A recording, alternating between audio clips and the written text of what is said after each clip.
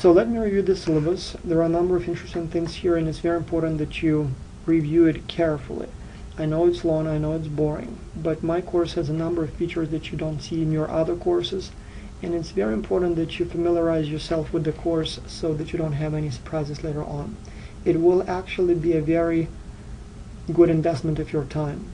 Believe me, by reading the syllabus in detail, you will save time down the road. So first, my office hours, standard stuff, nothing unusual there. Feel free to stop by during other times, but if you do call me before you come. I may have another meeting going on, I may be working on something important, and I may not be want to interrupt, or maybe I just stop out for lunch. So feel free to stop by, but call before you come. When you communicate with me, obviously you can call me, but most likely you will be sending me emails. When you send me emails, I would strongly recommend that you put request that you put Management 301 in the subject line. Anyone knows why? The big reason is that I receive hundreds and hundreds of emails over the course of the semester. In fact, it's probably thousands in a given semester.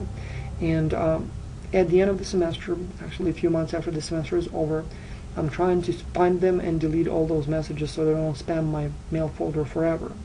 If there is a standard keyword that I can use to search for those messages, like Management 301, it's very easy to find them. If there is none, as you understand, it may take forever to find those messages, and many of them will not be identified and will stay in my mailbox forever.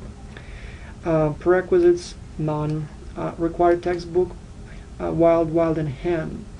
Now, I normally would like you to buy the 6th edition of the book, but at the same time I recognize that the 5th and the 4th edition of the book are not really that different. The authors didn't really cheat, but kind of didn't really make any major updates. So they changed some cases, they changed some statistics, but overall it's the same textbook. So if you want to save money and you want to buy edition 4, that's perfectly fine. The latest edition will probably cost you around $100, maybe a little more. The 4th one will cost you about $10. So if you want to save money, feel free to do so. Also, to help you save money, I put together this resource here. If you click on this link, that's my former students selling textbooks to my future students. So as you can see, at this time there are about 12 listings from 12 students who took my course last semester. They're selling their textbooks as well as iClickers. Now, you're taking this course online, so you don't need the iClickers, but you can buy the textbooks for a very good price, and I see there are some $10 deals here, and sometimes you even see even better deals. Good news for you also is that this resource will be here when the semester is over. I will be using the same book in the fall, so you will be able to sell your textbook to my future students. So don't throw it away and don't rush to the bookstore, because you may get a better deal by selling the book to my future students. Blackboard, you know what that is, course objectives. Well, I want to only say that it's not a how-to course, it's more what's going on course. So there will be fewer things where you will be learning new skills as, how do you do things. It's more about me explaining to you how the world works, what institutions are at play in international business, how different things are done, who is doing them, and how they are done by other people. And hopefully by learning all that information, you will know better how to do these things when you finally get that big job with a big fat check, and you will be doing it yourself. In terms of the course content, your standard international business course starts with globalization, differences in political systems, differences in economic systems, international trade, the role of the government in international business, regional economic integration, that's when countries become more together, international marketing, international HR, international operations management, cross-cultural management. All that stuff will be covered in this course. In terms of course format, well, there are several ways I will communicate with you. There are several ways you will communicate with me. In terms of what I give you is this. First, you have the textbook, and it's not really my product, but it's something that goes from the instructor in the direction of the students, right? Then you have my slides, and I'll talk about them in a little while, but briefly, my slides are very wordy and made that intentionally. I don't like slides that are just bullet list. Those are good when you do a presentation in class and the bullet list gives you students some ideas what the person is talking about. But if that's something you have to work with on your own, the bullet points don't really tell you much, right? So what I'm doing here is I'm creating slides that are more like class notes. They have full sentences, lots of text, and you can actually read them as the textbook or supplement to the textbook. Not as detailed as the real textbook, but definitely detailed enough to convey the message and make it possible for you to comprehend the materials based on the slides alone. Again, I recommend that you do the lectures, I recommend that you do the book, but at the same time slides should be also sufficient enough to, for example, review the materials right before the exam, or maybe even comprehend the whole thing or read the whole thing from the slides if you wake up tomorrow morning and the exam is due in 2 hours and you just don't have time to do anything else. Now, in terms of other forms of channels of communication, obviously those of you who prefer to read, you have the book, you have the slides. Those of you who are visual learners, I have the video lectures. They're pretty much the same lectures as those I deliver in the class. And as you can see, you see my picture in the bottom, at the bottom there. You see the slide, and so I talk more than what's said in the slides. And I believe this would be probably your best bet in terms of preparing for the exam. I focus on the things that will be covered on the exam. I don't talk about things that will not be covered on the exam.